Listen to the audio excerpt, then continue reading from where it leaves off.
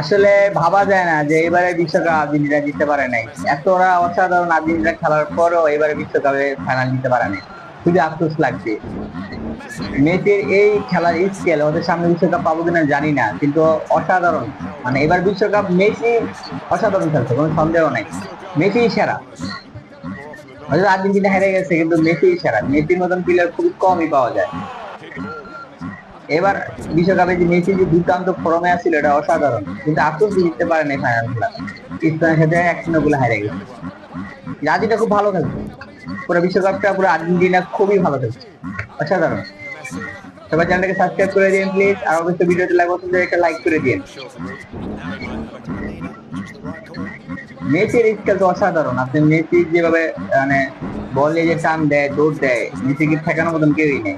অত অনেকে ফাউল করে ইচ্ছা করে মেসিকে টাক্কা দিয়ে হালায় দেয়। খুব অসাধারণ খেলা।